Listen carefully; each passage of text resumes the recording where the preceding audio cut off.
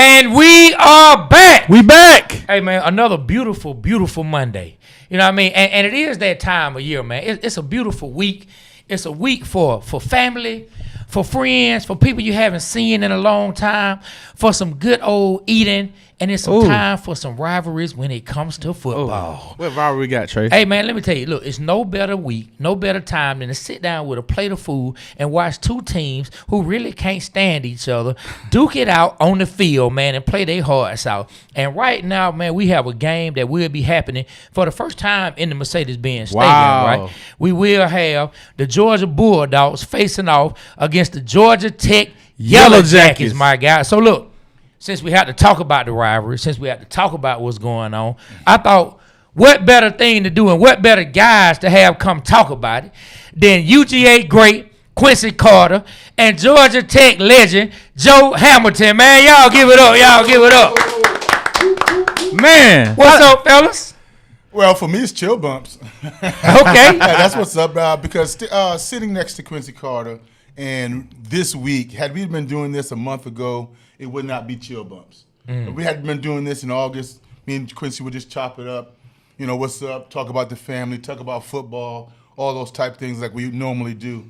But this week is a different week. So that's why it's chill bumps. Right now, I'm feeling a little disappointed about Pitt and the opportunity we kind of wasted to go to Charlotte, ACC.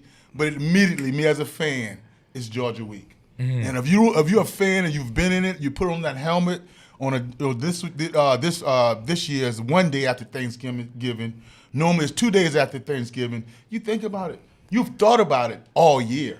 Now, it doesn't override every week. It doesn't override the game at hand. But you think about it daily. Well, I thought about it daily. So I'm excited. I got chill bumps next to my man. So ready to chop it up, man. But it is game week. And it is rivalry week. Clean old-fashioned hate. I don't hate this guy, but I hate the Bulldogs. What's up, Q? Man, I'm good. And look, Joe just being humble over here. You know what I mean? And I appreciate the shout-outs, though, man. But, no, you do feel it. You know what I mean? And your family talking about it all week. I'm feeling a little different sitting next to this dude who didn't beat me twice. You know what I mean? He beat you twice? Yeah, you knew that, B-Rich. Don't start that. You knew that, B-Rich. You knew that. I thought he beat you once. No. Have you ever beat Tech? He beat me twice. And you knew I ain't beat no Tech either. You knew that. You know that. Did you know that? No, Trey, did you know that? Trey knew that. Man, hey, let me tell you Trey something. knew that. I didn't talk about it. I did not with remember Trey. that, but you did talk about it now that you bring it up. So I got. You got to beat him today, man. What's the competition? At some point. Who's keeping score? But all due respect, though, to this man sitting next to me, man. And we go way back. Shoot, I shared my college visit down to Georgia Tech with Joe, the most humble dude I didn't see now, because with the noise that I was making coming from Southwest DeKalb, and this man to host me being from another state and saying, yeah, come on in here. So that's why when I returned back to football in '98, I remember this confidence this dude had right here too. Yeah.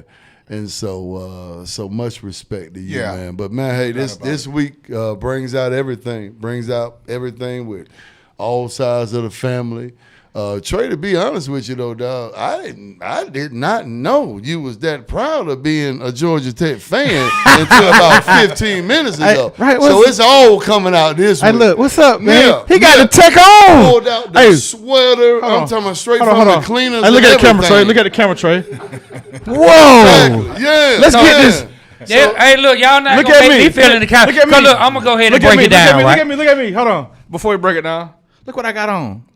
Represent. I'm repping. Represent. What's wrong with you? The dude brought a Georgia hat that he found up under the bed. He couldn't even get a Georgia sweatshirt. He don't respect it enough to get a sweatshirt, a jersey, something, a T-shirt, something, my guy. Now, Quincy, come on, you know man. this. You know this was. Come on, man. I mean, Okay. I sneak buying jerseys and stuff, man. I think I didn't seen that hat before too. Yeah, he got it from me. But this man who didn't pull this He don't thing even out fit the his cleaners. head. So look, I'm gonna go ahead and break it down, right? Please. So of Hold course, on, man. Don't talk about our production meetings? No, listen, man. It's not a production meeting. So listen, I'm gonna break it down. We had y'all coming in, and you know what I'm saying. Somebody got to represent Q. Somebody got to represent Joe. So hey, man, I took this side. Said I'll rip Tech. You know what I'm saying. I'll step in here and rip Tech. Make sure Joe ain't on his own. Yeah. It's all good, man. So what you're saying is you rep it all. Hey man, I love the state of Georgia. Don't stop. I love the state of Georgia. So who you going for? Who you going for? So we getting into my predictions now. We'll wait. What are we about? About 5 minutes in? The only thing that I can do for you, Trey, though, I have to be honest. For this week, if you're gonna be by me, and you say somebody's got to rep Joe, and I can't stand alone in this water. I'm gonna drown. Yeah. Don't take it off on Friday. Oh, there we go. There we go. Hey, listen, I would rather you be over there. Now you know it. You know what? Guess what? If you're riding like this today on a Monday, which is preparation week, leading up to Friday, hey, I need you on Friday. Okay, in the you know what? Quarter, I need you as well. All right. I need to know. You know what? I'm gonna support you now. I'm gonna go with my heart against what my mind is telling me. But I'm hold on. I'm gonna go with my heart, and I'm gonna stand behind you because Georgia Tech has been showing us more love than any other organization in the state of Georgia. You gotta do something out there, Quincy. Shout out to Georgia Tech. Shout out to Georgia Tech. Shout out to Georgia UGA, Tech. man. There we are. Man. Shout out to the dogs. How about them dogs? Paw. Now, and I'm gonna tell you I'm gonna tell you something that's funny though, Joe. Yeah, one thing about it though, Trey, rooting for Tech and pulling for Tech, that's not that I'm an analyst and I say that Tech is gonna win. That's a huge difference when I have to go in this guy with a barbershop and even be rich. And what you guys do, if y'all was going to have me break down the game and this matchup and that matchup and who I'm going to think is going to win at the end, that's different than who I'm rooting for as the stand. I'm going to be wearing it Friday. I'm rooting for Tech. I'm going to wear it Friday. I'm going to wear it Friday. I'm going to walk down because I'm going to be downtown. I'm going to walk down Peachtree Street with my Georgia Tech hoodie on and my hat on. I sure will. I sure will. And me and Doug gonna drive by recording you. Cause guess what, y'all? Cause guess what? I'm not the one in here talking about. I go for whoever doing well. That ain't the way Trey kick it. And we all know who on the show says I'm gonna roll with whoever doing well. No, we know what I said. This is what I said. We know who that is. I'm a big Georgia supporter of the state of Georgia. Let me finish.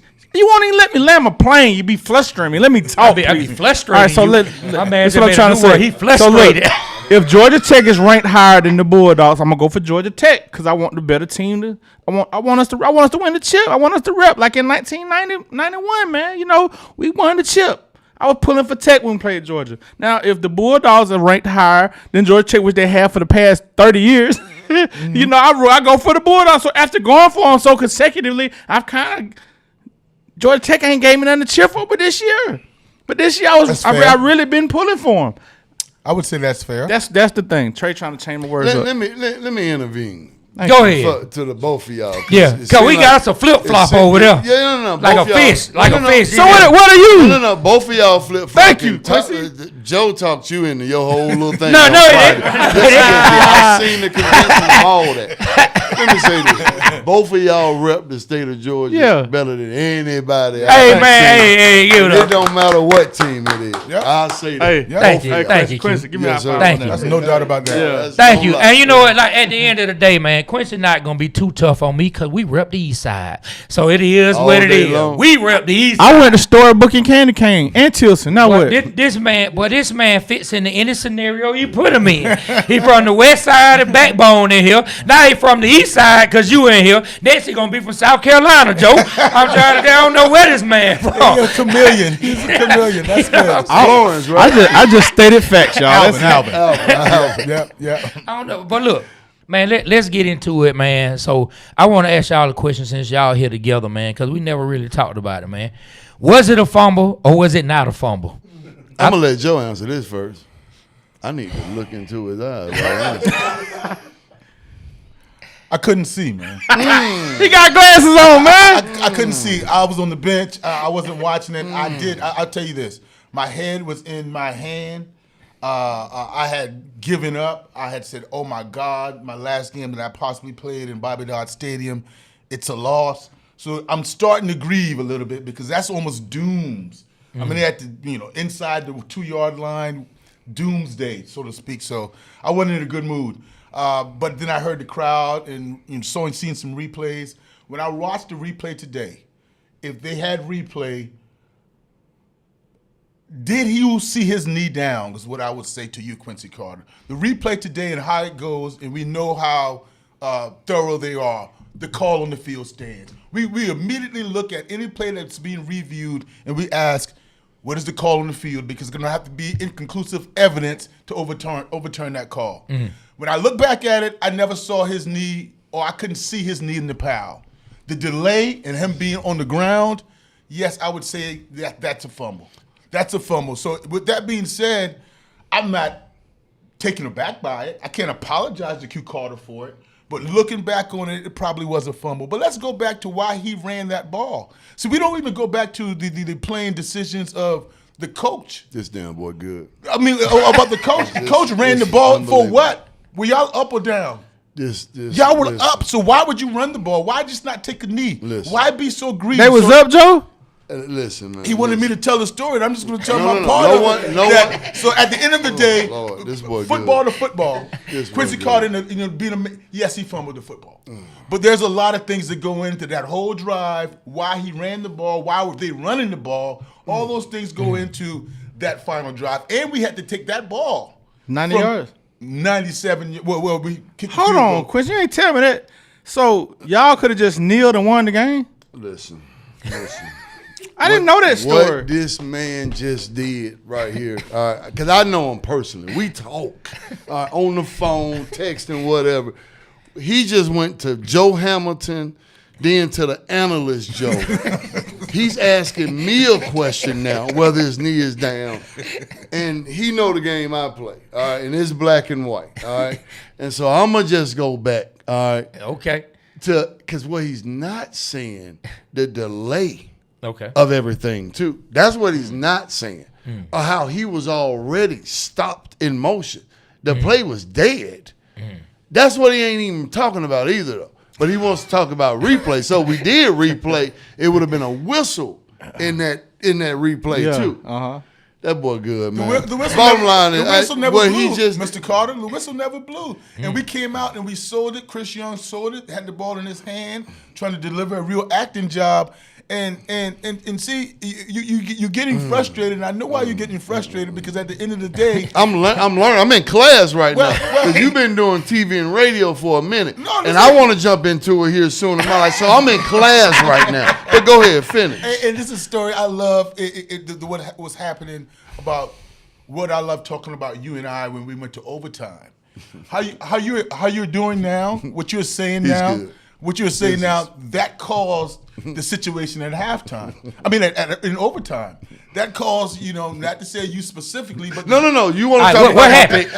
No. Hey, I know where he's going with this. What happened, Joe? I know where he's going with this. Please tell us what happened. He's saying, now this competitive Joe right here now. Okay. What he's saying is, the game was tied. I had an opportunity to win it. Yeah. I chose to go and turn the ball over.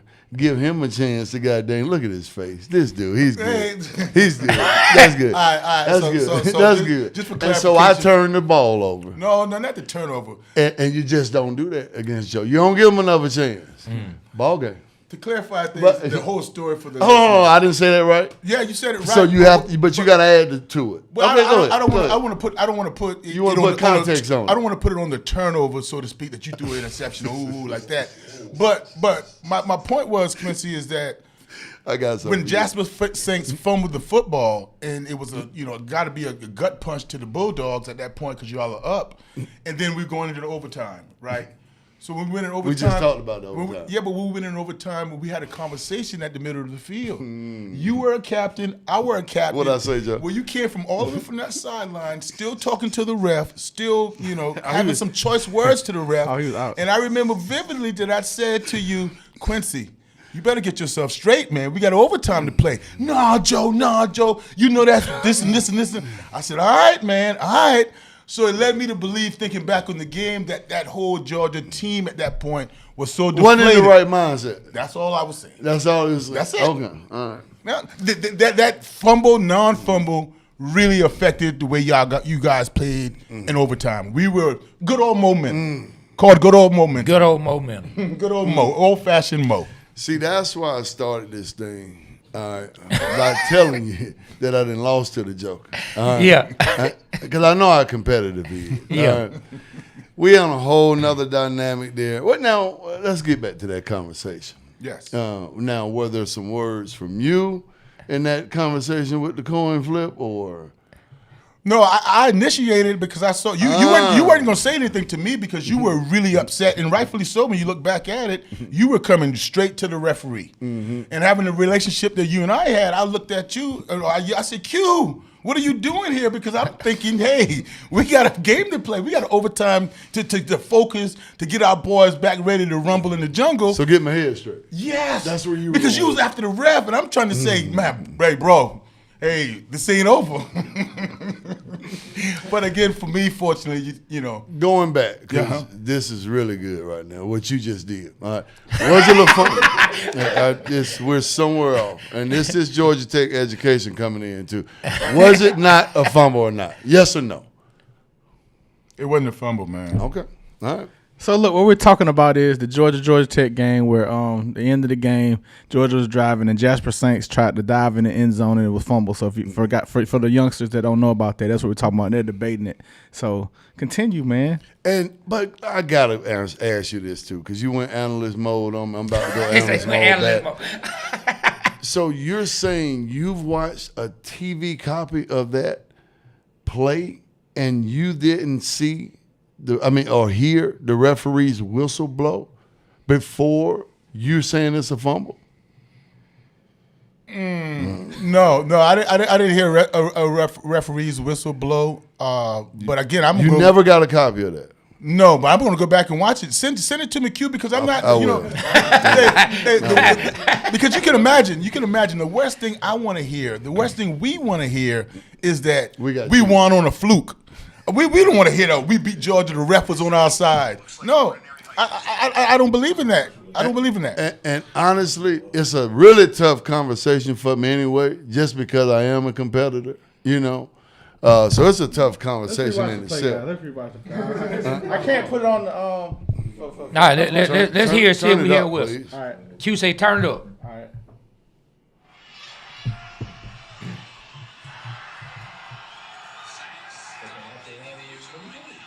You didn't hear that? Go back. Go back. I ain't gonna lie. I did hear a whistle. You didn't hear that? Watch this.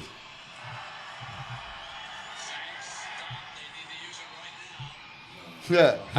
I did hear a whistle. Yeah, but you're not looking at it right now. You're not looking at it right now. And I misspoke. It was a tied score. It was a tied score at that 48 when that happened. So all y'all needed was a field goal, and y'all tried to go for 7 points. So he tried to get greedy. Well, they tried to get greedy, and I'm telling you, it was all about, my honest opinion was all about what was called on the field. That's not clear and cut. That's not clear and cut. And that's why I go back to Chris Young selling it and coming out of the power with the ball, and then the refs looking, and they couldn't quite, see what happened down there. It was a bang deal. So now looking at it, that's why I'm saying I need replay. Looking back at it, what was called on the? I got a replay. Hey Joe, I got a replay from 3 feet away, but not even in the. He ain't gonna bring it close. I gotta be honest with you. All right, go ahead. As I'm thinking about this thing, man, sitting next to this man right here, you see him rubbing on my leg. I can tell it bothers you just by your body language. It does, and I'm reliving it too much. All right, we lost. It's just, you know what I mean? Because look at straight face and all. This is what you gonna do? Okay, all right. Carter, Do man. you want to watch it? No. I said I was done with it. I said I was done with it. I said I was done with it. I watched it, man. Okay. Joe, Yes, sir. Tell me what you was thinking. What was going through your mind right now? What you thinking? All right, this game's over. This game is over. Look at the down and distance, guys. Just for the listeners again, 12 seconds in the you game. don't want to hear that whistle. Go ahead. I heard the whistle. Yeah. And he doesn't have the ball right here, Carter. He doesn't have the ball. The ball is in that mush somewhere. It's 12 seconds left, and it's first and goal. 12 seconds is left in this game, and first and goal, and it's tied 48-48. That's when this fumble occurred. Boy, so me right now, in this moment, over, thinking my career is over, shaking hands, all those things you would do, like, start ripping off your rib pads, taking out everything. That's where I was at this moment right there. I remember that vividly. And then the excitement of we got another chance quickly sunk in. All right, Quincy, tell what you was thinking right here before the fumble. Before the fumble? Tell me what you're thinking right now. I'm thinking about going down to JR Cricket. And this game is over. Well, we eventually met at anyway. So hold on. Go back to that. What happened at JR Cricket? It sounded like y'all had something going on. Let's go back to that. Joe carried on that coin flip conversation, talking junk to me, all the way to JR Cricket. All the way to JR Cricket. It was me and my boys, couple teammates, him and his boys, couple teammates, and they got to just chirping. But I knew him already. You know what I mean? I knew him, so it wasn't going. So y'all was like on some like on some words, like could have went down. It never got serious with me and him, though. You know just what I mean? always competition. It was the love. You know what I mean? Yeah. We knew each other. What about y'all folks? Were they ready to? Nah, folks are ready. Yeah, Joe know a couple of my folks from Decatur. Absolutely. It was a elation factor. He's thinking about going to JR Crickets, and at that point, that's another shout out to Q Carter. Now, Q Carter, this whole city was his. Although he was up in Athens, and I was so much downtown, midtown. Really?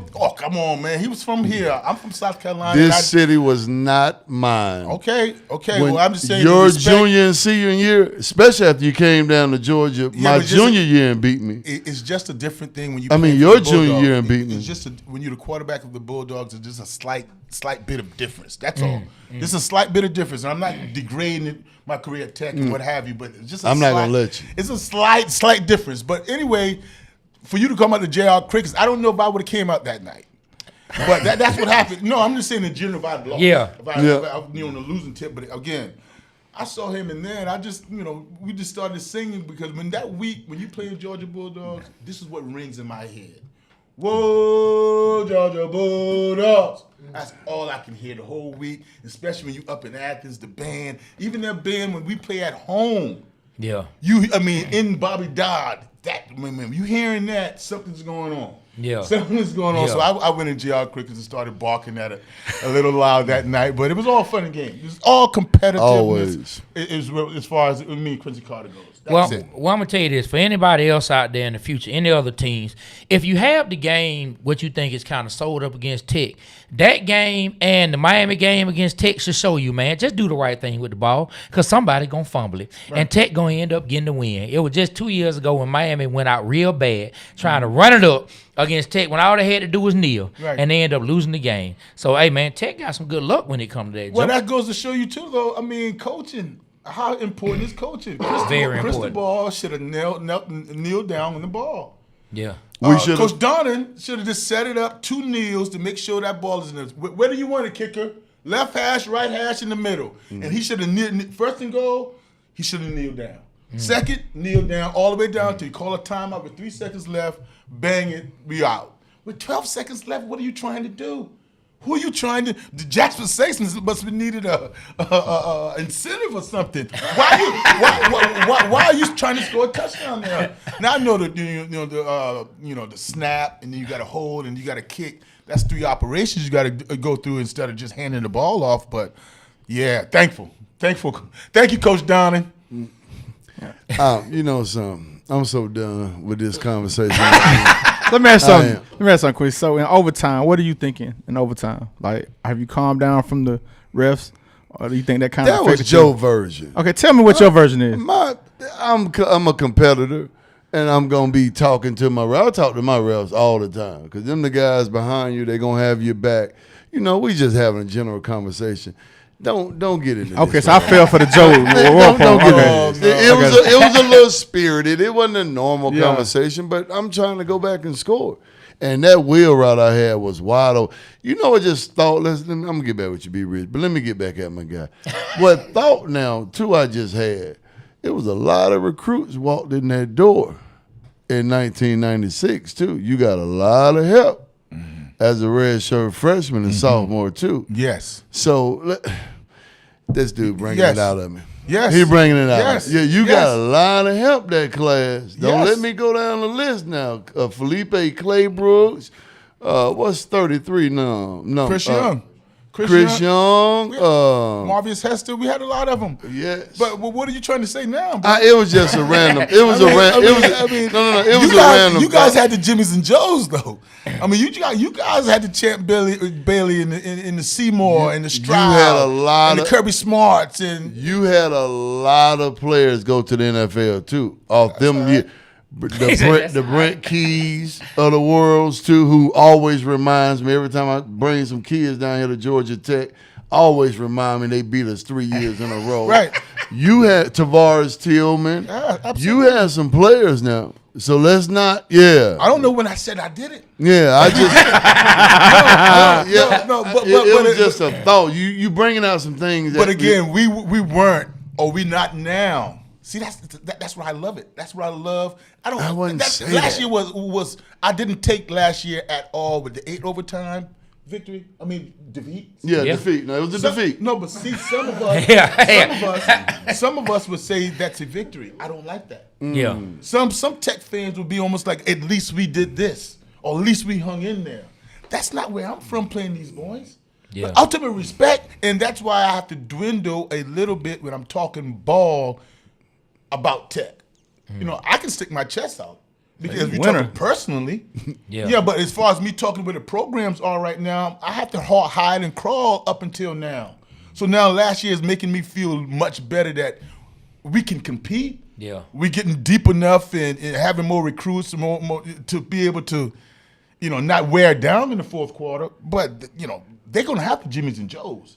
So this thing, as far as what B. Rich hit it right on the head, 30 years, he had to lean because it hadn't really been close. Why am I drawing a blank on your two receivers who played? Who was playing? Kelly Campbell and Des White. That's right. Oh, come on. Kelly Campbell and Des White. Come on, Joe. Forgot about that. Stop it. Stop it. I didn't mean to cut you off. No. What I'm saying is now, with the expectation now, up until last year, I don't know the spread last year, and I bet it was double digit.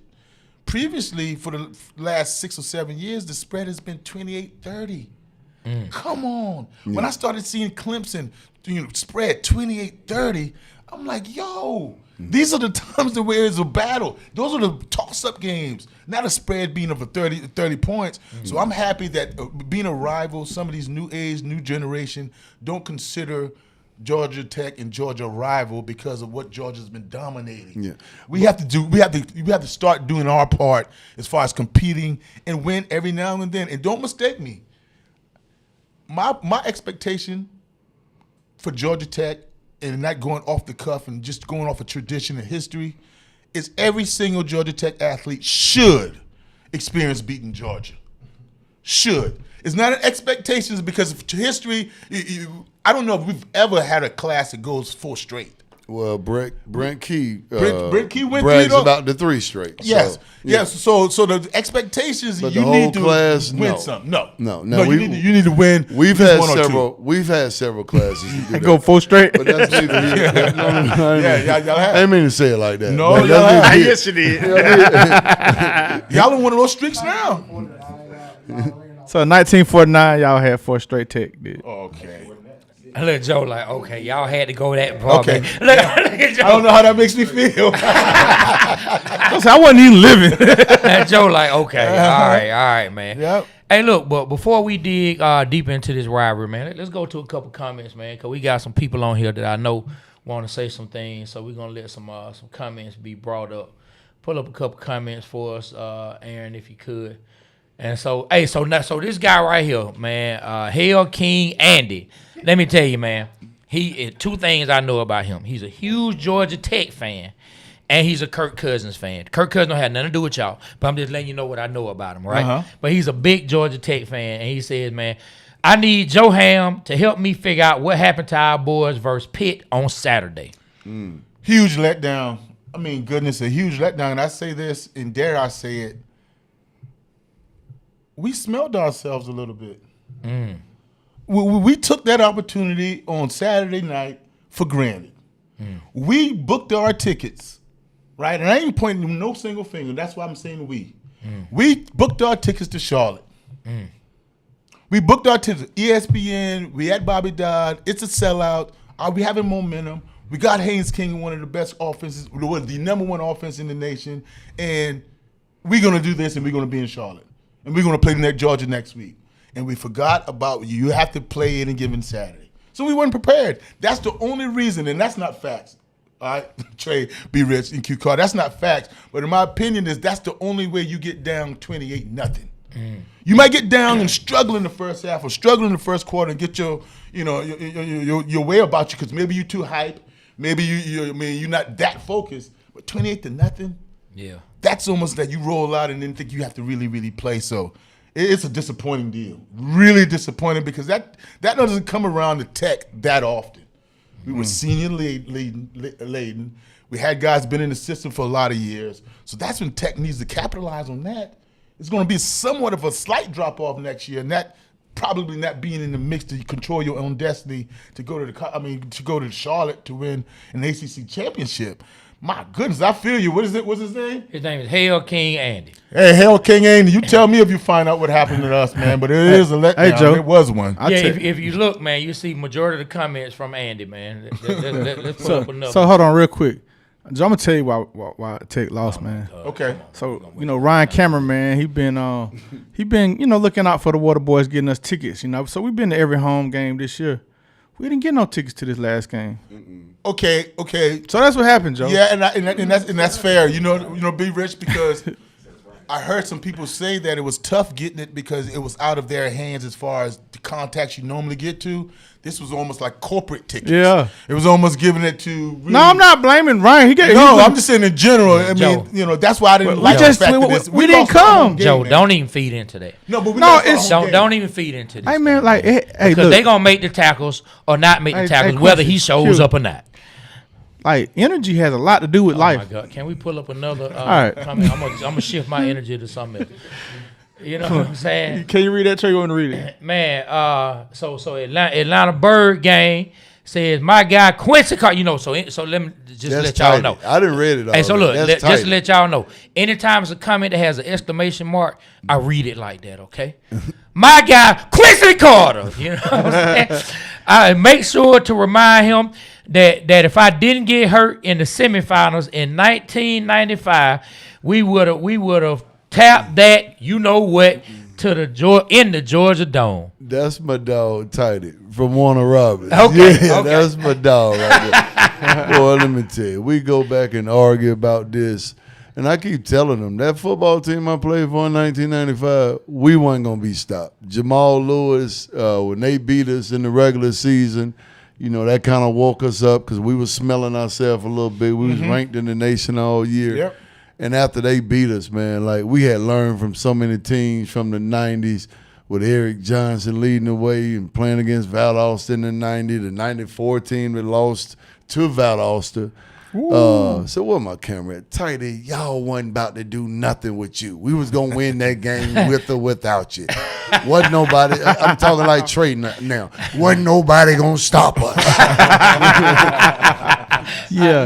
I love it. Well, what else we got going on, Aaron? What other comments we got going on? We got a lot of comments. Just click it. There's a lot of, I'm just saying there's a lot of shout outs. Yeah, man. Click all them. good, Click man. them. Click them. Click the shout out? Yes. Okay. Yeah, man. So we got Dre Sapp 7461 said, "Go Dogs." Go Dogs, huh? Yeah, that's what he said. Go That what he said. Dogs. You know what I'm saying? Then he also said, either way, Georgia can't lose. Yeah. And that's somebody that's even Stevens. Click that right there. So look, I just found out today what that meant. Hey, so Junior the Kid put in hashtag THWG.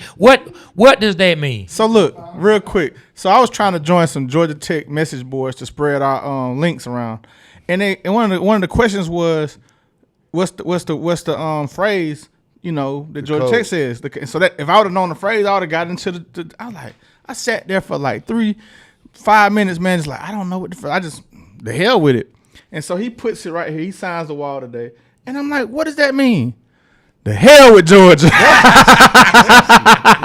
I never knew that, man. Shout out to Junior Yes, the sir. Kid, man. Shout out to Junior the Kid, man, who put that comment in. Man, you should have just hit Mario up, man. Why you didn't just hit Mario and ask him? I didn't think about it at the time. Yeah, man. He would have let you know. Then we got Diana Flores. She say the Waterboyz Show, huge bowl in person in the 1989 National Championship where they took down the Uprights. You know, then what's the Irk was the best. Irk was the best. Irk Russell. Put him in the hall. You know what I mean? Put him in the hall. Let me see, exclamation mark. Irk was the best. Put him in the hall. Put him in the hall. I thought y'all won the national championship in 1990. It was No, I was 90. talking about Georgia Southern. Oh, George. Oh, Okay. I remember Irk Russell. Yeah. Yeah, man. Yep. She came back and said y'all need to rep Georgia Southern too. You know what I'm saying? Yeah, man. Shout out to Diana, man. She's a family friend, man. Yeah, and then Andy, you see, he said, boy, Trey got the Georgia Tech on with the question marks. Man, I love it because, man, like, he really been, like, going off on this. Y'all don't represent Tech. Tech is in Atlanta. Georgia not even in Atlanta. Why we talking about Georgia? I mean, he been going in all season long. Shout out to Andy for representing. But he said, yeah, they rep everything Atlanta. That's why I love this podcast. Y'all keep it up. Man. Yep. All right, so look, man. Let's talk about Friday, man. Let's talk about Friday. I already know, where both of y'all stand with your love. But hey, man, what does Georgia have to do to get it done? And then Joe, you can say, what does Georgia Tech have to do to get it done? Honestly, I hit up Coach McFarland last year before this game because we've been real close on some recruits and things like that, and just him being a good dude. So I hit him up. And Coach McFarland talking about, I'm just saying go Dogs before the game, and he talking about what he say? We just hoping to get a field. I mean, we just hoping to get a first down. We gonna show up, but I know y'all gonna take it to us. But anyway, Coach McFarland was around when Joe was around too. You know what I mean? So he knows that spirit Georgia Tech plays with. Heck, I know firsthand, and I respect it, man. I know. Shoot, you 17, 18, maybe 19, 20 years old, you don't even have memory of Georgia Tech beating Georgia. But heck, I got firsthand. And so I got firsthand memory. So I got a lot of respect, man, for Georgia Tech, not only just for Joe, but what they're about. You know what I mean? I got recruited by Georgia Tech too. And so I know the spirit, the heart that lives in Atlanta down here at Georgia Tech. And they going to come to fight hard, man. They are. I think Georgia is playing their best ball right now, though. I think the Texas game was probably their best football game they played all year, So, but Georgia Tech, man, I wanted them to win, to be honest with you. I wanted them to be feeling – coming in here feeling hot. Not like a wounded dog. Exactly. Not like a wounded dog. Yeah. So I know that dude, Brent Key, personally. And I know he bringing them in here with a dog fight at home. So I don't know if this prediction time right now, but I'm just going to tell you my feelings about it. Georgia better be ready to play some football on Saturday. And this is never a cakewalk. You know what I mean? We've had some really good football teams, and we've overpowered them in some critical years. But and I'm going to say this and let Joe take it. But that pride Brent Key brings to Georgia Tech that's that 98, 99, 2000 pride. And I know them dog fans out here don't like me saying it, but I know the spirit that's down here now, having Brett Key as their coach. Yeah, I totally get what you're saying. I feel that, no doubt about it. I'm worried. I'm sitting over here, Q. I'm worried. I ain't studying you. No, seriously, seriously. So here it is. The Yellow Jackets, we're gonna be fired up. We're gonna play through the roof, hair on fire. The pride factor is gonna be there. The will and want to win is going to be there without a doubt. So it's going to be one of those games. So I take that, and I'll make sure the passion in that, as far as cheering them on, let's go. Put the ball down, let's rumble. But when we go and we put on that thing on the TV and Eye in the Sky don't lie, when I'm saying I'm worried, we can't stop a nosebleed in the running game. We were getting mauled the whole month. We've been getting mauled, going back to NC State. Going back to whoever we've played, we've been getting mauled, giving up 160 yards rushing a game. Same thing happened Saturday. All right, so now when you're going against, any opponent. So even if we were talking not the Bulldogs Friday, but the Bulldogs and Coach Bobo, shout out to Coach Bobo too. Tell your fans and your boys, man, get off his back. This is a guy that's in his bag right now. I'm seeing Mike Bobo, where they say vanilla, he old school, he doesn't do this, he doesn't do that. This guy's got Gunnar Stockton playing really sound football now. I mean, really sound football, spreading the ball out, and that running game. Starting two true freshmen, I think Georgia starting two freshmen. Juan Gaston Jr. Plays right tackle, right guard. I've seen him at left guard. I've seen him all across the place. So, but Juan Gaston Sr. played basketball when we came in together in 1995. Yeah, at Columbia High School. Yes, sir. He played wide receiver in Columbia High School too. Just talked to him the other day. Yeah, a bad boy. Yeah, bad boy. But when you put that on paper, man, that's why I'm worried. Now, and when that happens, they can play keep away from us as far as running the ball in time of possession, the big plays they can have. And I know we have Haynes King, and we caused him a lot of problems last year running the quarterback on the ground. We did that up in Athens. So I still have that. I'm not worried offensively that we can't score. Probably won't be up in the 30s, but we can score against the Bulldogs. Can we stop them? Because we hadn't been able to stop anybody. Not just saying, whoa, I'm scared. I'm watching film, looking at we haven't stopped the Pitts, the NC States, and now the big bad SEC and the Bulldogs coming in. I'm a little worried. And when you're worried about stopping the running game, you have to unload, put everybody in the box, 8, 9 men in the box, and now you have the one-on-one on the outside. It's not a good recipe right now. But we got a few days to prepare, and obviously I'm going to have to pick Tech to win. How am I looking on this fabulous nationwide show picking Georgia to beat us? But the feeling is not good right now. That's as far the Joe as X's I know. and O's. That's the Joe I know. The one that I'm going to have to pick Tech. Yeah, I knew you was going there with. Oh, I'm going to have to pick Tech now. Okay. I mean, whether I believe it or if you put a bullet to my head, but yeah, I'm going to have to pick Tech. And to your point, you said it at the end, and that's what I was going to say too. Like, I've watched Tech, a few games this year, and y'all can put the ball in the end zone. Yes. Yeah. So it's going to be a good game. Like I said, I wanted y'all to come in this thing wounded. You know what I mean? I wanted y'all to come in on a high. I didn't want y'all to come in wounded. And so I've seen y'all give up, a lot of yards on the run. We've got a back that's hurt too right now in our running game. But we do got a few behind him. I seen Bo Walker just scored 3 touchdowns. Shout out to Ellenwood and Cedar Grove. Just seeing him score 3 touchdowns this past Saturday. So it's gonna be a good game, man. It really is. What plays? And I'm sorry to cut you off. No, go ahead. And what plays that you hide or hid in your back pocket for this moment? What wrinkles? What gadget? And I mean, when you run a gadget, sometimes people think you're desperate when you're running a gadget. No. I'm trying to steal a possession. I'm trying to do this on surprise onside to surprise you that I don't want to give the ball to your offense. Let me get that possession. Or maybe a double reverse. Or maybe, a flea flicker.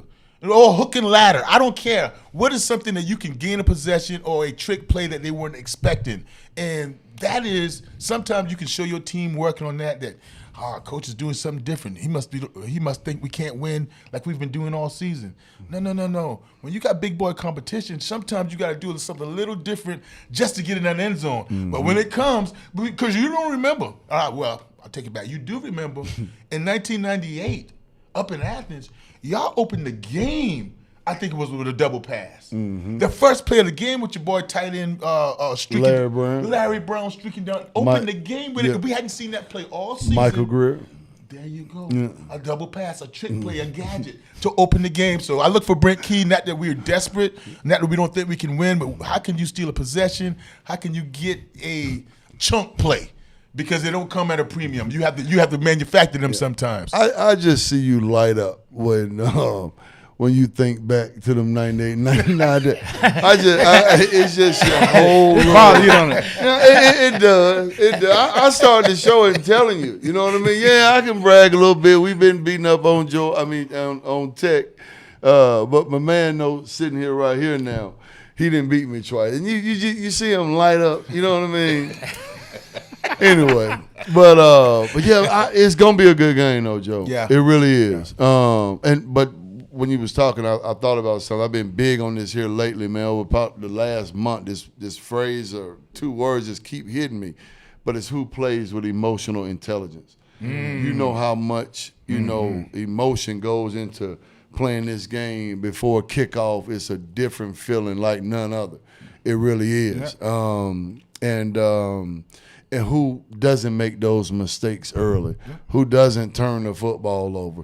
Who doesn't when we get to scuffling and talking trash? Who don't throw that punch and that critical possession and cost their team 15 yards?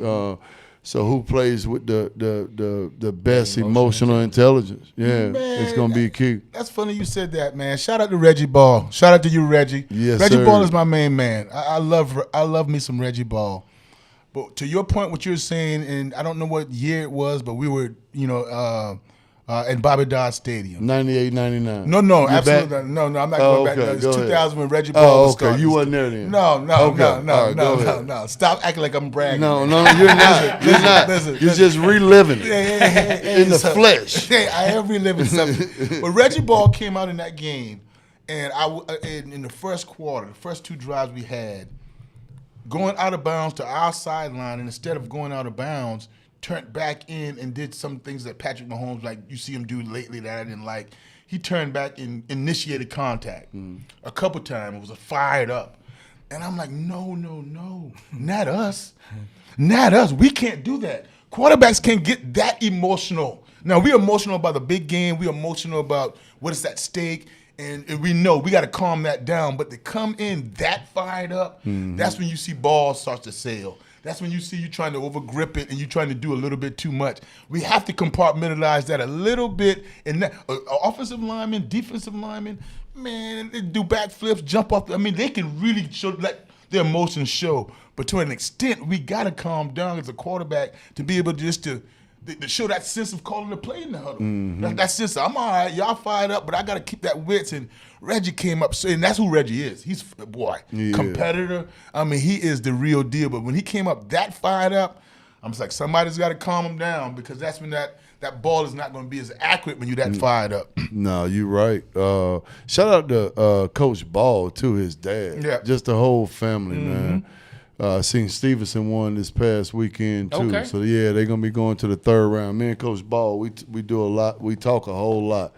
Yeah. But no, that's it though, right there, Joe. And I'm trying to think back in our games. Well, I know you pointed out the overtime. I was a little emotional in '99, huh? You don't have to talk about it. You said it. Whatever. You don't have to talk about it. But besides that, well, going back to your point, though, 98, I'm trying to think, really 98 was so crazy because I couldn't get too high. I had the flu all week. Yeah, I played that game with the flu. So I never told you that? No, you didn't. See, that's the competitor in me. I ain't even want to tell you that. Don't tell me now. Because we lost. We lost. Don't tell me now. Because you played. You played very well. Listen, that's another thing. Dude, it was average. Well, average. Yeah, You outplayed me. it was average. When you look, if you're a newspaper guy, no, you outplayed me in '98, and I gotta say you outplayed me in '99 because you won. Well, yeah, okay. But that was a true shootout, though. Hey, let me ask y'all something. You see what he do to me, though? Man, he bring it out on me, though. Hey, man, I love it. Hey, look, us as being fans, like, we just sitting back enjoying it. You know what I mean? Because not only we can tell the competitors, but we can tell y'all have a genuine friendship and relationship as well. There's a definite genuine respect, and I appreciate that. Let me ask y'all this, though. How do you feel, especially you, Joe? Y'all gave up, like, the home feel, to play in the Benz. Like, how do y'all feel about the game being moved to the Mercedes-Benz Stadium and not played down in the flats or not being played up in Athens? I know it's not in Athens this year, but how y'all feel about it leaving the school and being played in a neutral site, quote unquote? I think Georgia got the upper hand. Yeah, on this deal. Yeah. On this deal. At the timing of it, because it'll be 3 years removed before we play back in Bobby Dodd. That's all. It'll be 3 years removed because we just played up in Athens last year. Now it's at the Benz, and the next year it'll be back in Athens.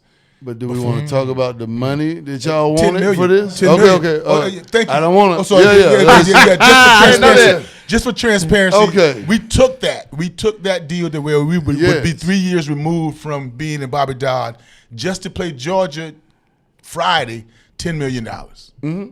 Yes. So yes, there's a reason why. But as far as being in Bobby Dodd, and that was because of the deal that I think we struck in 2021. That 6 years we had to play somebody in the Georgia Dome, or we would have play a team. I think we played Tennessee one time. We played a few other teams in the Georgia Dome. North Carolina we played in Mercedes-Benz. So yeah, and this year is going to be Georgia because it's Georgia. North Carolina didn't get $10 million, but because it's Georgia we playing in there, it will benefit us $10 million. So it was a great decision there, and for the recruits, the reason why you set 6 years is that you can go in a recruit's office or a house or living room and say you will be in your 4 years at Georgia Tech. You will have the ability or opportunity to play at Mercedes-Benz Stadium. Hey, look, I'm glad you brought that up because it's something I want to do, and I hope both of y'all decide to play along. I hope both of y'all are with it. This is what I want to do. Game. This what I. Oh no, we don't want to lose. Oh, okay.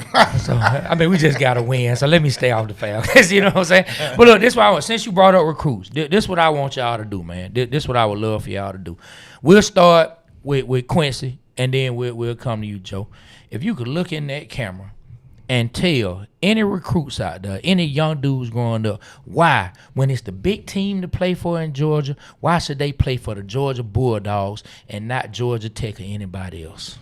Honestly, right now, it's like just a no-brainer. It's Kirby Smart. It's who you going to play for. The guy who knows what it takes to get to the NFL. Not only that, the guy who knows what it takes to make you a great young man. And then, in the state of Georgia, you get to go to school 45 minutes away, but then you come here to Atlanta, Decatur, everywhere in the metro Atlanta, and you got Georgia fans sitting in any corporate office, for you to get a good job and be able to network. So the networking possibilities, and then when you look at, who you putting your sons, who you putting your son in the hands of, and Kirby Smart, his whole support staff. Shout out to a guy like Jonas Jennings, who's in the player development role down there, who's been in the NFL, knows what it takes. Shout out to Jarvis Jones, who just left, but knows what it takes. And then the people, Kirby continues to put your kids around and your young man around to him to be successful on and off the field. You got the best of both worlds, so it don't get any better. Woo wee! I should be on sale. Woo!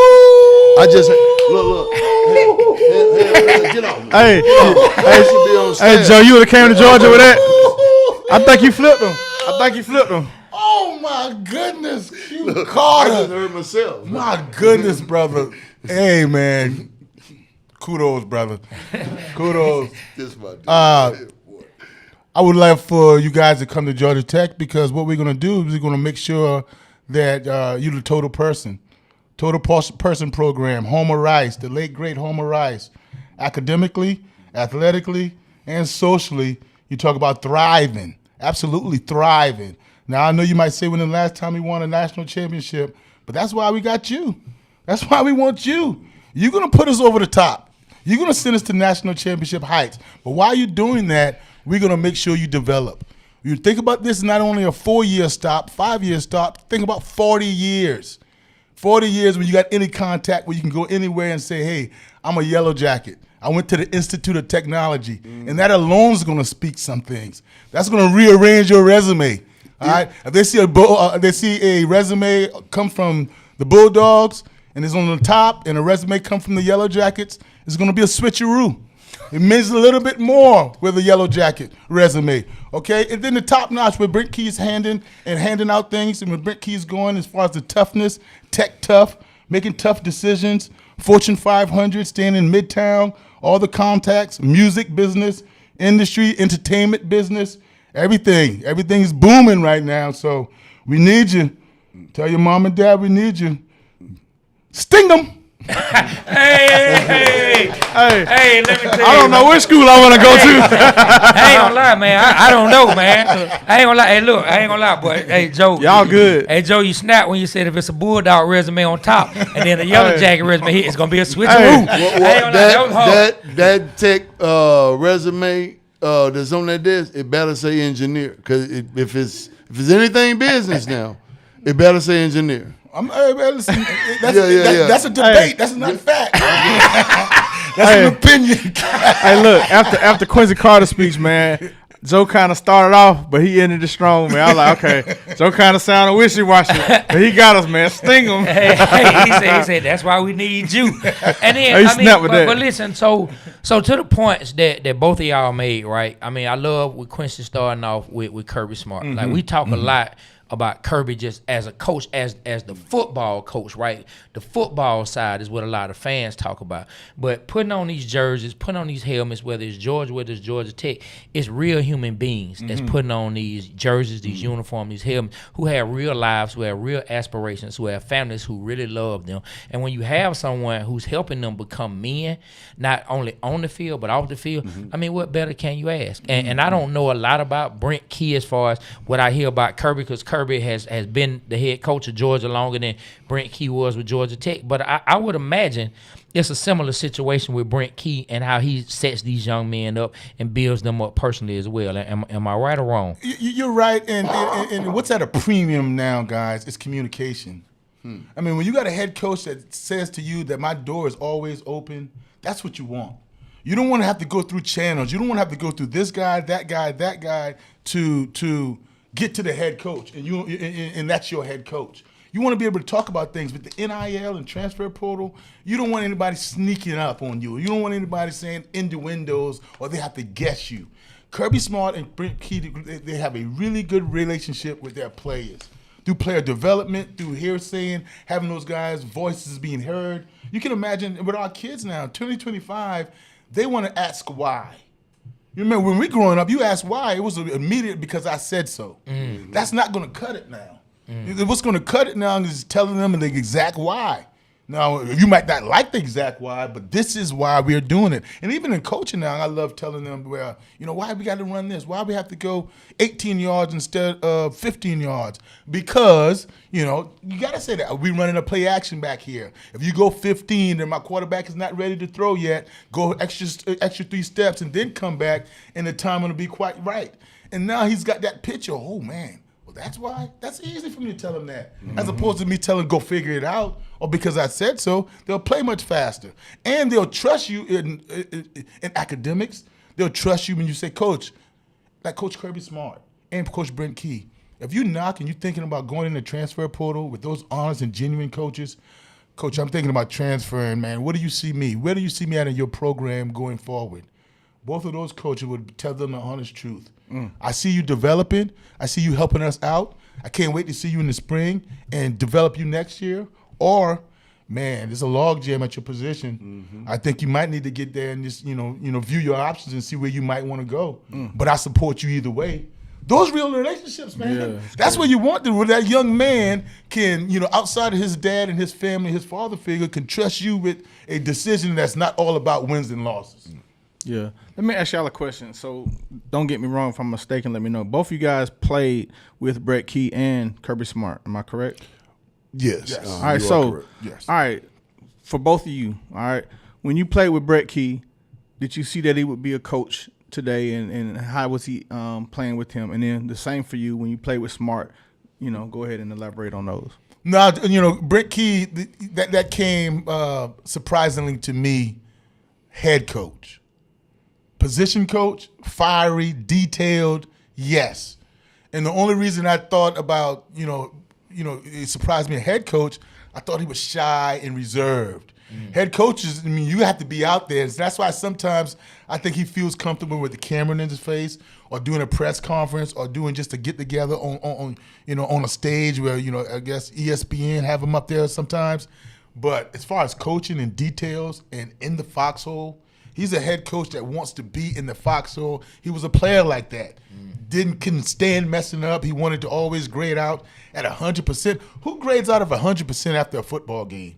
In the 90s are good. This guy wanted to have no mental errors, no physical errors. So I saw coaching, but I didn't see head coaching, Coach Key.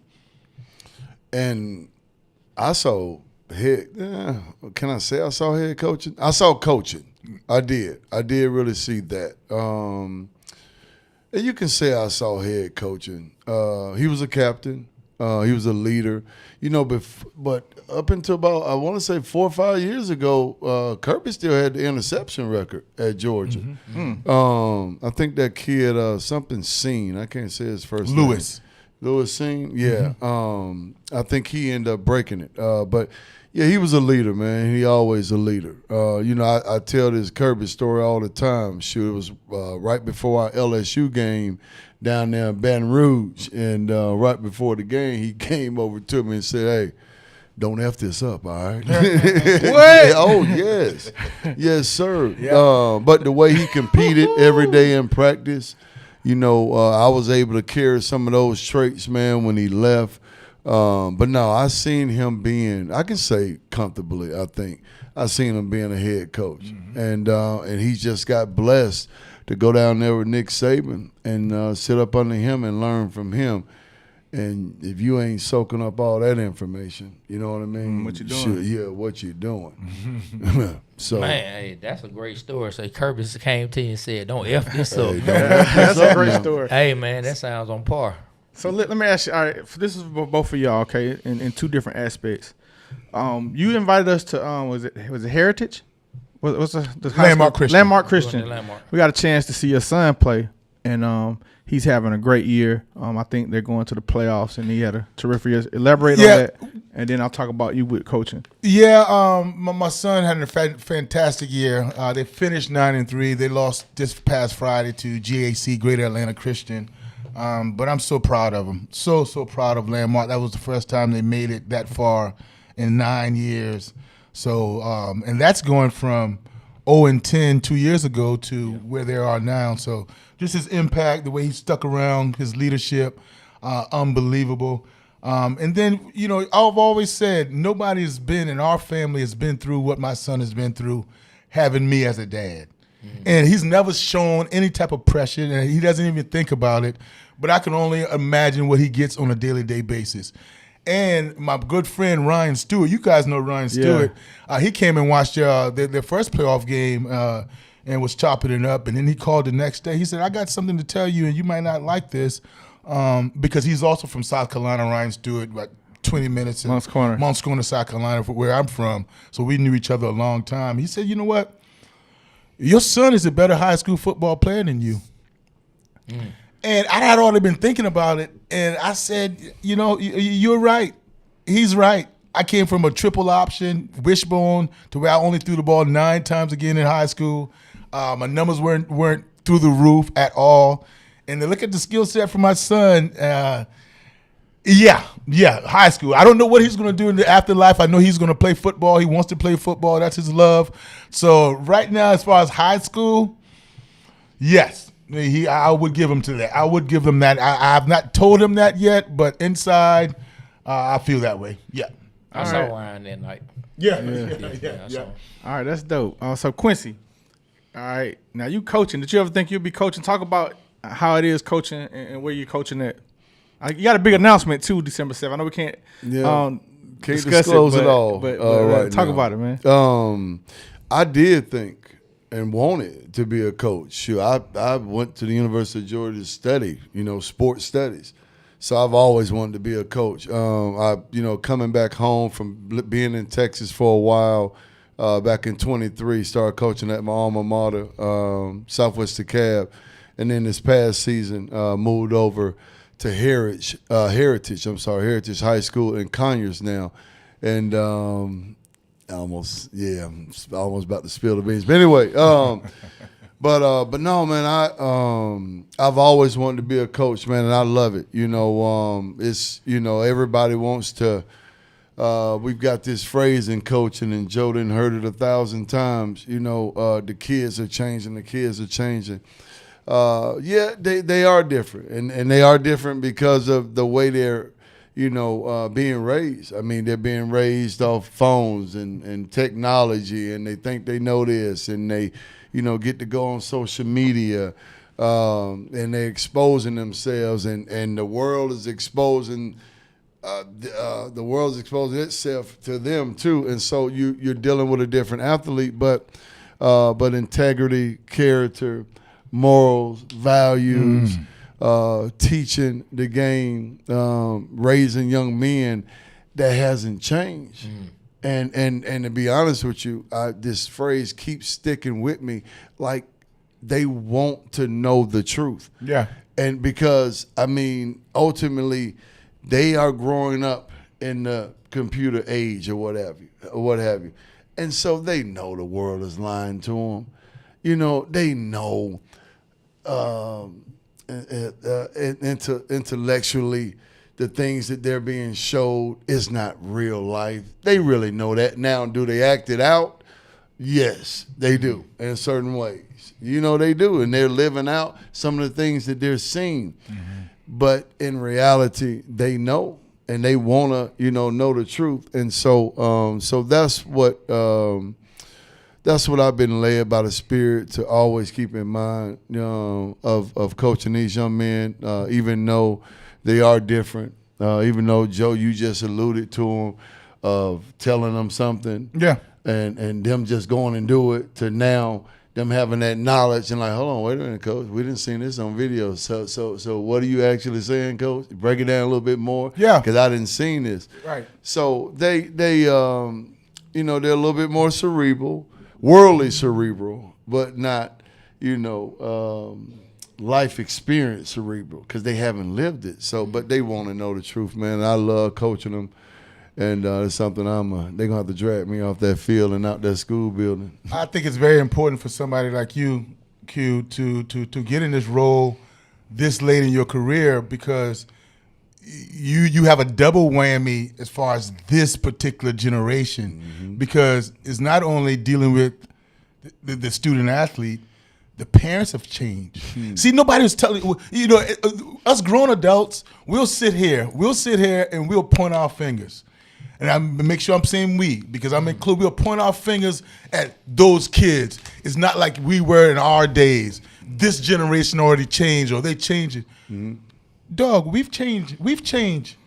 The parents are not used to, like, the parents was parenting back then. Exactly. My dad would never let me transfer without competing. My dad would never let me get up and say, hey, man, my coach treat me bad and sulk on the football field or be late and arriving on time. My dad and mom made sure that what time is practice, we're going to be there early.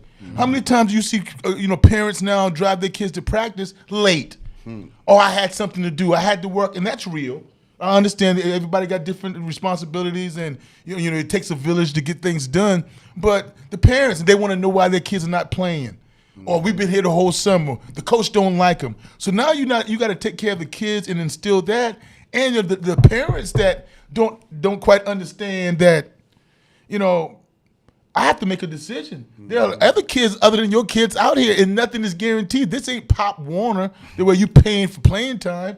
This is me evaluating, me looking out and be able to be transparent. That's, again, I would always invite parents to come to practice. Hey, why my son ain't playing? Or my son told me that you didn't give him many reps. Or my son said that you kicked him out of team drills. Well, ma'am, sir, come to practice the next day, see how we handle it, and you get a chance to see for yourself. Yep. and to piggyback off that's so important too. That relationship with these parents. And being very honest with them, because let's be honest, they're more cerebral these days. They're, I want to say this the right way, so I won't have one coming at me. But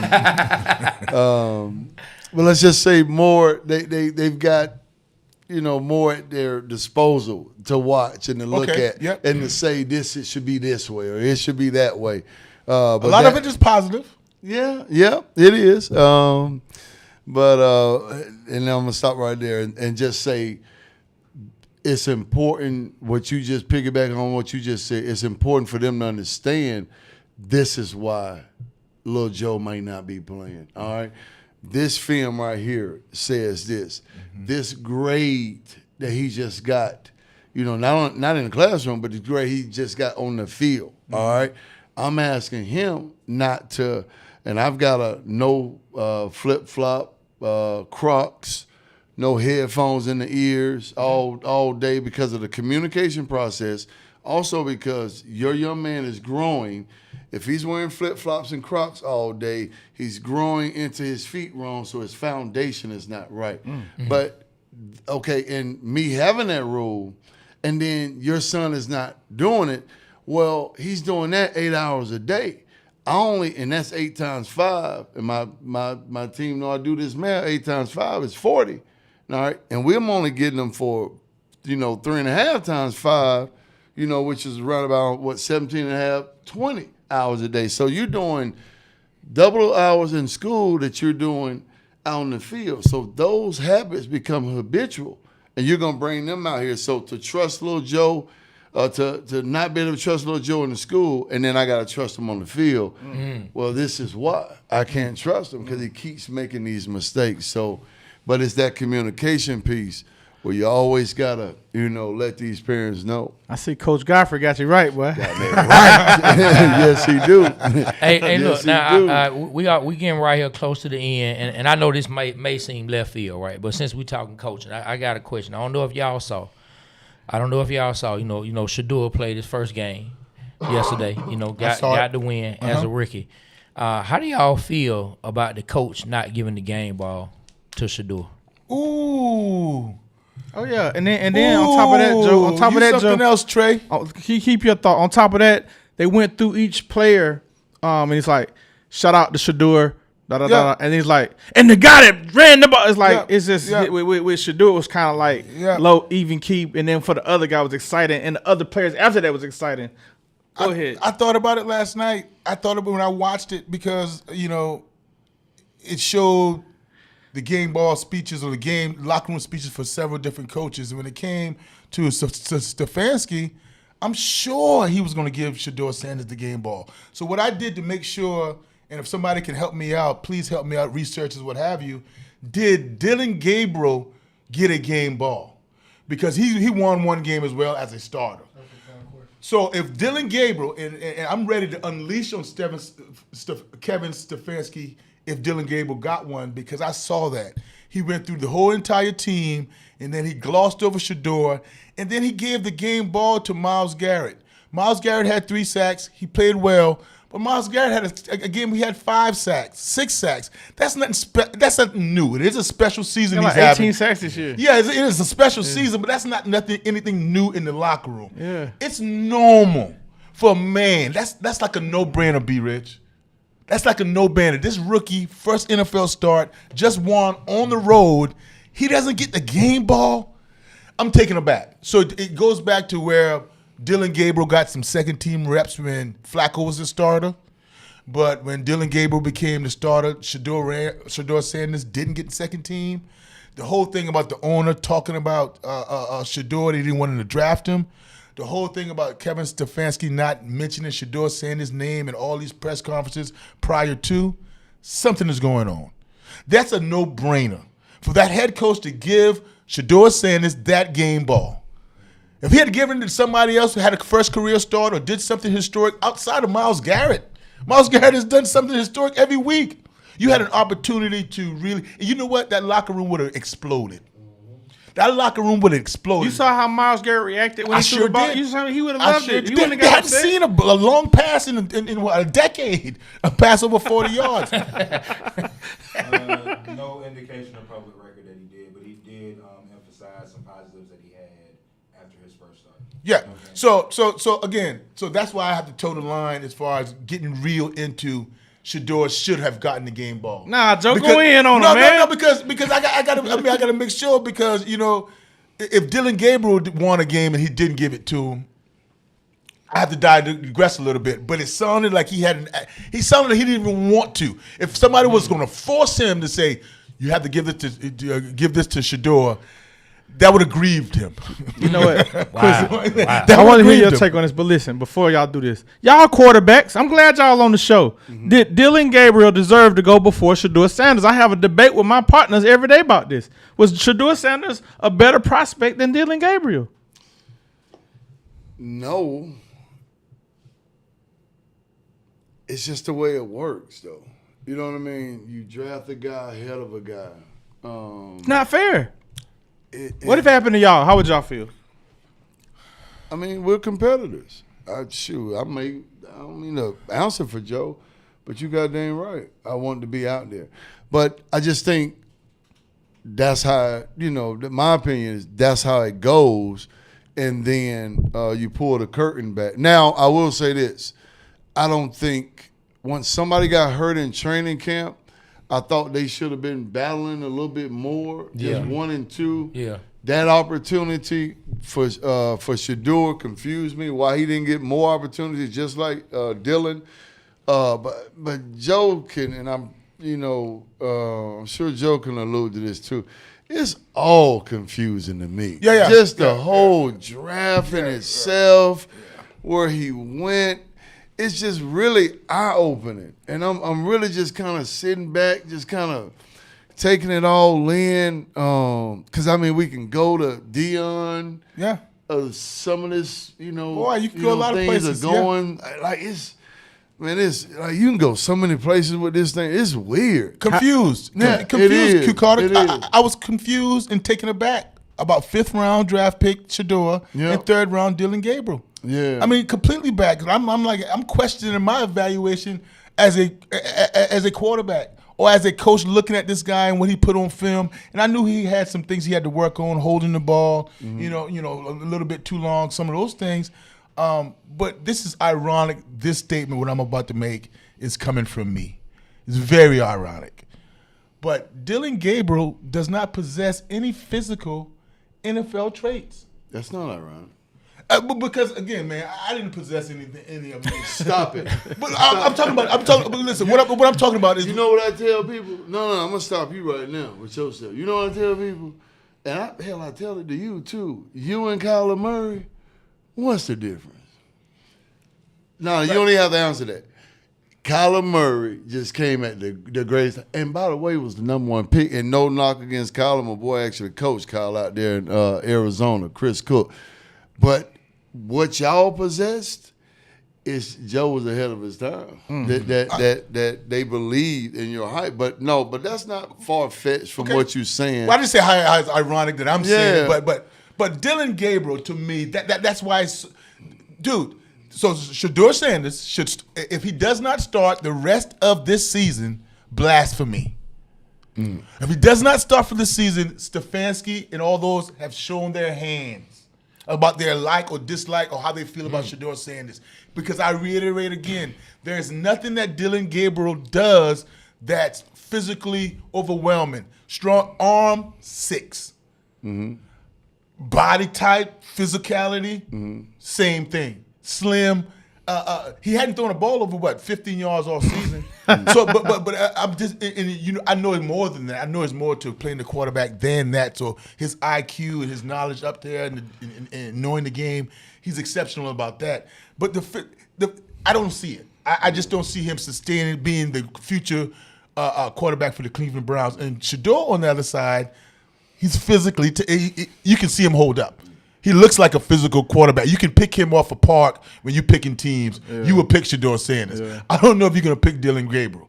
So we shall see. I know one thing. He should be named the starter for the rest of the season. And I'm going to leave it at this. And what Drake May is doing in New England, if Shador and Drake May come out the same year, how do you draft Drake May in the first round and don't draft Shador in the first round? But what they were coming out with. Yeah. Combine-wise. Now, some things combine-wise and some workouts and things like that I don't know if we know exactly what was said or heard or we gotta sell in our soul, Q, that this is another 30 minutes because you tried to as far as Dion and the whole prima donna. What do you get everybody think about baggage. If I say that athlete or that athlete has baggage, everybody think about baggage in a negative way. It's just he had confusing, positive baggage. He had baggage that, he had limelight baggage. Yeah. That, it was going to always shine on him because his dad, nobody did anything wrong. He ain't a cancer. Yeah. But it's almost that, do we want all this distraction? Would it be distraction, but not a negative distraction? But it's a lot to go into why It's just Shador a fell, lot, man. man. I don't know. But I do know this. God is in charge. Yeah, And you know that. he get ready to get his due. Hey, By the way, I already I've got been my saying Shador that. Sanders uniform. Okay. The last thing I kind of interrupted you on, how do you feel about him not getting the game ball? I want to hear your take on that. I'm with Joe on this. I hate to be political, but sometimes we got so much love for Shador too. Yeah. And we got to watch that too. You know what I mean? And be subjective on the matter. I'm just throwing this out there. I know, you being Uncle Joe. I mean Uncle Tom, whatever. But is the coach trying to get more out of Shador? You know what I mean? And make his level of play continue to rise. So it's different ways how you look at this. Yeah. I've been through a lot with coaches thinking they don't like me and this and that. And at the end of the day, they're trying to make you great. So, I'm just throwing that out there. I know y'all going to be mad about my answer, but whatever. Well, what you think, B. Rich? Because I know what side you on, but I think the people want to hear. All right, well, I think it's some BS, man. I think it's definitely something going on. I've been saying it all year. There's no reason why he should have went 5th round. There's no reason why he's going through all the BS that he's going through. But like I've been saying all year, man, it's like one of them movies. God comes through at the end. He says it's already working right before our eyes, and we're not even seeing it. It's divine intervention, as I call it. I think something gonna happen, man, where he's gonna prove everybody right. I kind of see, where they're coming from. Like, before the game, he's like, I'm what they've been missing. I kind of see like how that can rub some of the people the wrong way, but but I like it. I like it. That's why I like Deion. Yeah. And I don't like it. I like it. No, I don't like it. Okay, let me get off of this fence. I don't like it. Not in because y'all were quarterbacks, so y'all know what come with not it. even what it pertains to what he said to her, because that's swag. I like that. But what he said after the game, Oh, I heard that. I didn't. Come on, man. He shouldn't have went. He's petty. Well, he's homeboys so be petty. killing me. Talk to him, Joe. He's so petty, Talk man, to him. because I didn't think that was petty. you don't need to do that. And what he said was, the reporter said, "How does it feel to lead your team to a win or getting your first win?" And he said, "All but 1 week of practice, too." All but I didn't hear that. Yeah, he said all but all but 1 week of practice or 1 week of reps. And That's I'm gonna like, piss the coaches off. Well, letting the coaches off. Well, why do you do that? When you get there, I'm coaching, and immediately your defense just sat there and had 10 sacks. Your defense just sat there and had 10 sacks, and you played a decent game, and you won your first NFL start. Your offensive line protected you somewhat. You could have gone a lot of different ways. I'm from the school of we and us when we win, Instead of I. and me and I when we lose. Yeah. Nah, that As a makes sense. quarterback. Yeah. I mean, us and we, when we win, I'm going to give you, hey, boom, boom, boom, boom, boom. And when we lose, hey, my bad, that's on me, that's on me. But for him to say his first couple words in a sassy type way, and I know that's who he is, boy, that's giving more fuel. And we've always said, let somebody else pat you in your back. Yeah. Let somebody else tell you Yeah. you're pretty good. You don't want to sit there and be like, hey, man, like Ali, in which he did it because he's before his time. I'm the greatest, I'm the greatest, I'm the greatest. It turns some people off. Yeah. We just understand what it takes for them dudes in that locker room to continue believing in you. And I think Joe will say this, but it's on another level as far as you being the CEO of the company. Bottom line, me and my homeboys, we go back and forth about this all the time. You know what I mean? Even we can bring up Lamar Jackson in this thing too. And why he's not all the way mainstream, commercial-wise. Us black quarterbacks, man, we and I know the black culture, yeah, but you know what I mean? I think y'all should. It's different, and it just is. I think that you and Joe should start a quarterback camp for the kids in Atlanta, man. I think that'd be dope. That's crazy. You just said that. We didn't already talked about it. It's my idea. How was it your idea? I didn't know. That's my idea. That's So when y'all see it, y'all like, B-Rich started that. And whoever doing the best, he'll let them coach it. We got listen. We got to make this. I like this energy. We got to make this thing annual this week. Yeah. No, Man, that's for the next perfect. couple of years. You with being that, at Joe? the Oh, Dome. I'm Let's do it. absolutely with you. Yeah. Let's do it. And the fact that you saying we're gonna be around annually, I love it. Yes, man. Heck yeah. Absolutely. Where you thought we was gonna go? Nowhere. All right then. I got chill. Okay, Well, then. you, man. Yeah. Hey, well, look, guys. Look, we have held y'all long enough. Thank you, man. You ain't holding us. Once again, I want to say thank you Yeah. to both of you. Thank you, Joe, for the man you are, the thank person y'all. you are. Q, thank you for who you are, the man you are, the person you are. Man, thank y'all for believing in what we do. Oh, yeah. Taking the time to come down. We know the relationship y'all had together, but when it hit me to maybe ask y'all if y'all would come on and do this show, I didn't know. It's looking at the week holiday. I didn't know if you had previous engagements or things you had to do, and for both of y'all to instantly say let's do it. You just don't know what that means to me, what it means to be rich. Our entire team, when I put it in the chat, everybody went crazy. Like, oh, this gonna be good. You know what I mean? Because y'all need to continue to be celebrated, and our show is about celebrating dope athletes such as yourself, celebrating the state of Georgia, celebrating people who played here in Atlanta, celebrating people who just accomplished things, period, in the league. And we glad that y'all could sit down and do this with us, man. So just thank you. All love. I appreciate y'all, man. Man, for Y'all real. Oh, yeah. Hey, Trey had something to say about both of y'all. Trey talked about your son and how he did, and he talked about how you helped the show by coming on our show and elevating us by getting, some bigger people that we had, like Champ Bailey and Jamal Lewis. Man, that's thank y'all you. being real people. And we know That's Joe it. Hamilton's going to get That's y'all Calvin being Johnson real for us, so people, we know. man. Oh, And what yeah. y'all put into this thing. Yeah. Oh, yes. Y'all hear it, Megatron come from Joe. Look, Joe like, yeah. No. I mean, why not? I mean, it's the whole thing because it's when you don't have to go out your way to try to sell something. Then I can talk about the Waterboyz Show, just like, hey man, I want some cool people. You want to chop it up? It's just like chopping it up. This ain't it's a professional show, but it's barbershop. It's loosey goosey. It's not buttoned up. That hey, me and Q Carter couldn't be here and just. I don't even see a script. Is there a script? No. See, that's the problem. See, You I mean, can't that's just fake- chopping it up, man. But I love, man. You can't fake being authentic. Yeah, exactly. You just can't. No. And y'all give me that. And y'all, You know yes, what I mean? It's absolutely. the first day I You know, talked to our- you. That's the what- number one compliment right there. I would say authentic. Thank Yeah, you. Real. You can't. One of our team members came up with an idea, and we didn't think it would be a good idea. But now watching y'all, the way y'all was, we was gonna have like some thumping football field goals, which I believe y'all would have really went at it, man. We should have Probably did so. that. We gotta do that next time, Probably man. so. We gotta do that next time. Since I ain't never beat him, I said, no. I'm gonna tell you the confidence this guy has, man, and I guess one of those reasons going into the 99, what I really wanted to win that game When we played against each other. when we played against Okay, each other. okay. I love That prior to it, I don't know if you remember, guys can look back in the AJC that year. We were on the cover. We did the photo shoot downtown somewhere. We were on the cover. In the final picture, you wanted me to be down here.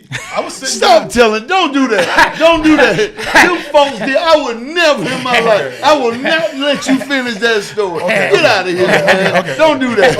Don't do that. This dude. Okay. Do this, man. Okay. Hey, man, this dude. It was a hey, man, suggestion for somebody Don't do else. that. Okay. Don't you do that. I ain't letting you finish that, man. Hey, Get I'm not out of gonna here, finish man. that. This I'm not dude here, man. Hey, man. Hey, man, I'm done with this. When are we through? Hey, Shit, I can't take this Trey, get us joke out of no here, more. man. Yeah, This look. joker here, man. Hey, look. This has been an amazing show. Yes. And instead of going to JR Crickets, we're going to go to Hungry AF and get some wings. You know what I'm saying? Shout out to our sponsor, Hungry AF. But like we always say, Atlanta, the Waterboyz Show, we represent Atlanta because Atlanta represents us, man. On behalf of myself, Trey, my partner, B Rich, we got the great Joe Hamilton and Quincy Carter in the building. We got Aaron, Whoa Pittman, Super Mario, and Doug. Hey, man, the Waterboyz Show, we are out. Kill the camera. Go, dog.